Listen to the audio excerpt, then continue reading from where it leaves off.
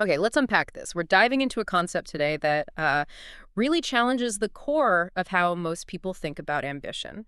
It's this idea of a self-sovereign mindset. Mm. You know, the usual advice is optimize for money first, right? Get the wealth, and then maybe, somehow, clarity follows. Yeah, that's the hope anyway. Often doesn't quite work out like that. Exactly. So what if we just flip that entirely? What if the main goal becomes cultivating this inner state where wisdom actually leads the money? It's a pretty radical shift. It is. And our source material today digs right into that, focusing on like restructuring how we even perceive wealth and success at a basic level. So our mission here is to pull out those key questions you need to ask yourself, look at some really surprising real-world examples, and understand the core psychology behind it. Basically giving you a shortcut to getting clearer financially, but also, importantly, finding more mental freedom. Right. So where do we start? What's the first hurdle? Well, the first thing is really defining your relationship with money. When you stop just, chasing it and focus inside, it forces this big mental pause. And the sources point to these fundamental questions, ones you kind of have to answer to pull yourself out of that frantic crowd. Okay, and these aren't about, like, your 401k balance or anything. No, much deeper. They're about your mental operating system. So what's the big one, the first one that starts shaking things up? It's the master versus tool question. Yeah. You really have to sit with it. Is money your master?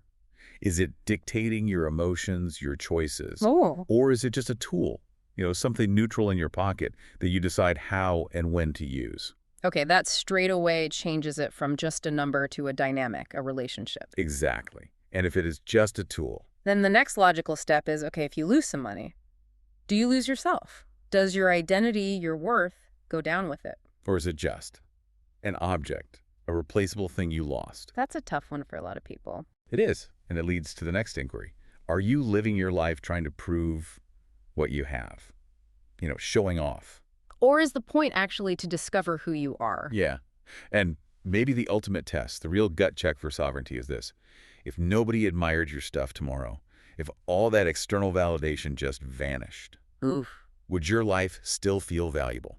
Deeply valuable, just to you. Wow. Okay. That requires a huge psychological shift, what you say. It really does. And the sources highlight this underlying driver. It's that fear of lack, that constant nagging scarcity obsession. That's what gives money the power. It makes people unconsciously grant money this life or death power over their emotional state. So how do you dismantle that? The sources mentioned this rock analogy, neutralizing money. Right.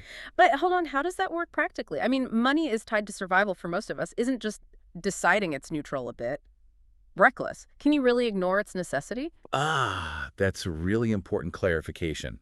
Neutralization isn't about being indifferent or sticking your head in the sand. It's not avoidance. Okay. It's about removing the moral weight, the spiritual baggage.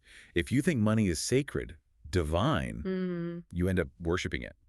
Cue greed, anxiety. And if you think it's dirty, evil, Then you subconsciously push it away. You sabotage your own ability to earn or manage it effectively. You run from it. so the sweet spot is neutral. Exactly. Like the sage said, see it like a stone or paper, just a thing. When you do that, you get actual freedom You can use the tool. without the tool owning you. You deal with the practical side without the psychological terror. Okay, I see. And this isn't just some abstract philosophy. You mentioned real examples. Yeah, this is where it gets really interesting. The sources gave these great little anecdotes showing how this mindset works in the real world and how it can actually lead to success, almost as a side effect of the inner state. All right, let's hear them. What's the first one? It's the story called Serenity and the Sage.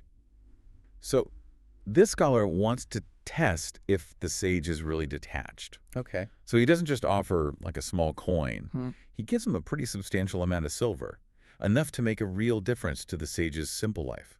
He's watching, hoping to see some greed, maybe excitement, even suspicion. And what happened? The sage just calmly accepts it, puts it aside, goes right back to his daily routine, just says, money is just money. Huh. So the scholar's big realization was That the reaction or lack of it, that was the real wealth. The sage's deep, unshakable serenity. That was the valuable asset. not the silver. The silver was just stuff. It could come and go. But that inner calm, that was permanent, powerful. Yeah. That was the asset driving his life. Way more than the silver ever could. Wow. Okay, that completely flips the usual value proposition. Interstate first. What about the second story? The merchants. Right, the astute merchants. These guys seem to just know where the market was going. how they do it. Yeah, They mastered what the sources call the social imitation rule. Basically, smart merchants don't follow the crowd. yeah. They don't chase the current fad. Instead. They watch the leading group, the wealthy, the influential, the early adopters, the innovators. Okay, give me an example. Like, Okay, so maybe 10 years ago, everyone else is focused on, say, expanding physical stores. Mhm. But these merchants, they noticed the leading groups starting to use these closed, private digital tools for work and social stuff, moving away from public social media. so they're watching the behavior change, not just what products are hot right now. Exactly. They saw the elite designing their lives around instant private digital connections. And that observation let them position themselves early. How so? They invested in the specialized digital services, the infrastructure behind those tools. They anticipated that these elite habits would eventually trickle down, become mainstream, become necessary. Creating massive scale later on. Predictable, massive scale. They got rich by going ahead of the crowd, just through sharp observation of human dynamics, not chasing trends. That makes sense. Observation, not just reaction. And the third one, the food example. Yeah, the recurrent need. This one's about reframing how you see a basic transaction. It contrasts looking at food as just a cost versus seeing it as recurrent cash flow. What's the difference there? Food gets eaten, it's gone. Isn't it always a cost? Well, if you see selling food as just one transaction to sell a meal, it's consumed, done, you're always scrambling for the next sale, right? But the successful businesses, they realized the need for food or communication or entertainment, it doesn't just happen once. It repeats. It cycles. Daily, weekly, monthly. I see. The need itself is the constant. Exactly. So success came from designing the entire business model around that returning cycle. They didn't optimize for one big sale. They optimized for the rhythm, the reliable, repeating rhythm of human needs. So the common thread seems to be this internal calmness, allowing for really sharp observation both of yourself and of others. Precisely. And if we dig down from these stories, we find the engine, really. There are these three core principles explaining why this approach works so well. Okay, let's break those down. Principle A. Principle A is where we started, the psychological foundation. Neutralizing money. Right. We talked about how assigning moral value, good or bad, messes with your freedom. But how does being neutral actually lead to better financial outcomes? Does it? It does, because neutralization is basically a cognitive hack. When you strip away that life or death emotional charge from money. We brain chills out. Essentially, yes. Your brain dials down its main defense mechanisms, fear and greed. Decisions made out of fear. They're almost always short-sighted, defensive, cloudy. Focused on just not losing. Exactly. But decisions made from a place of psychological neutrality. They're clearer, brighter, more strategic. You make sustained, resilient moves instead of just anxious, reactive ones. It directly tackles that scarcity obsession we talked about. Okay, that makes sense. Clearer mind, better strategy. Principle B. Principle B is the social imitation rule. We saw it with the merchants. People learn by watching others, right? And the behaviors of those leading groups, they set the norms for tomorrow. So the skill is spotting those emerging norms early, reading the signal wave. Reading it before it peaks, that's crucial. So how does a business leverage that? Yeah, how? Well, if an astute observer sees, say, the influential group suddenly spending tons of time and resources solving a niche problem, maybe it's hyper-efficient personal learning. Okay. They understand that desire for efficiency. Soon, everyone's going to want it. That observation lets them design products, frame the marketing story, build the distribution channels. To meet the need just as it's becoming widespread. Perfectly synchronized. Meeting the wave just as it crests, not chasing it after it's already crashed. It's that art of being just one step ahead. Got it. Timing is everything, based on observation. And the last one, principle C. The cycle of needs and recurrent flow. This is the business model piece. Needs cycle. Hunger, beauty, communication, entertainment. If you come back around. And the wisdom is in designing for that cycle, not trying to make every sale a massive one-off. Exactly right. Wise businesses designed for rhythm. Think about it. Service contracts, subscriptions, consumables, things you use up and need again. They're inherently more valuable long-term. Exponentially more valuable than selling one durable thing that lasts 20 years. The cash flow isn't from one big hit. It comes from building a resilient system around that daily, weekly, monthly cycle of human needs. And that predictable cycle creates stability. Which is exactly what true self-sovereignty needs. It connects the inner calm to the outer stability. Okay, this is powerful stuff. It connects the internal mindset directly to external strategy and stability.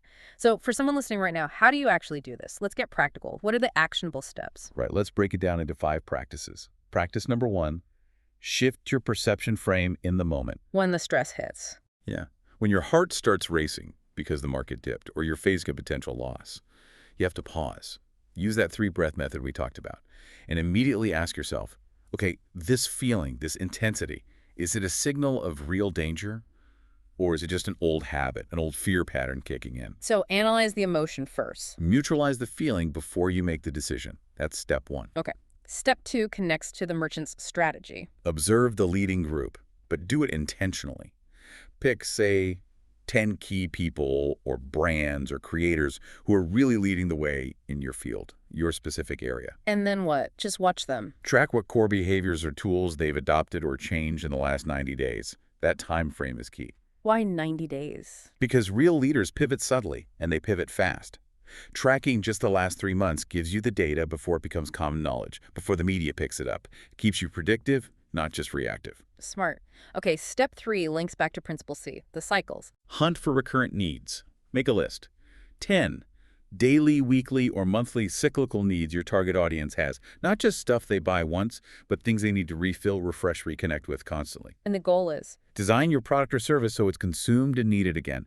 You want to establish a beneficial, repeatable rhythm in their life, not just be a one-time purchase. Building that reliable flow makes sense. Step 4. Practice 4 is about synergy, combining the triad, wisdom times channel times community.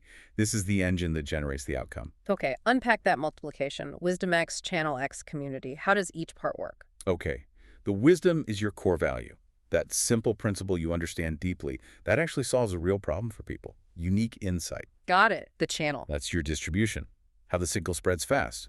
Think focused platforms, maybe a specific YouTube niche, specialized study groups, a really well-curated email list, immediate scale. And community. That's what creates the stickiness, Yes. the recurrent flow, the financial resilience. This involves repeat rituals, things like 7-day or 30-day challenges, membership clubs, regular meetups, things that maintain the habit. So when all 3 connect? Unique insight plus rapid distribution plus sticky ritual. When those intersect, money just becomes the natural, almost mathematical consequence. It follows the solved, repeatable value. Powerful combination. And the final step, number 5. This brings us right back to the sage. Yeah. You absolutely must maintain serenity. Document your results. Track what's working, what's not. Adjust your hypotheses. But do it with detachment. If you're making money, great, but don't let arrogance cloud your judgment. If you're losing money, okay, analyze why, but don't despair. So serenity isn't indifference. Not at all. It's the ability to keep a firm hand on the steering wheel, especially when the storm hits. Staying steady, making clear decisions, regardless of the short-term turbulence. Wow. Okay, we've covered a lot of ground. It really feels like this journey to self-sovereignty starts inside, with that mental adjustment, before you even get to the external stuff like business strategy. Absolutely. You have to change the operating system first, neutralize the fear so you can see clearly, observe accurately, and then design wisely. So the big takeaway, the guiding principle. When wisdom leads, money truly follows. That's the core of it. So for everyone listening, instead of that default question, how can I get more money? Maybe the better question to reflect on is, how can I understand people, including my own wiring, my fears, and those repeating needs of others? How can I understand all that more deeply? And how can I become more serene before money even enters the equation? that's a powerful place to start. And maybe just pick one thing, one specific belief about money, probably rooted in fear, that you could consciously decide to dismantle today, just to start running that new self-sovereign mental OS.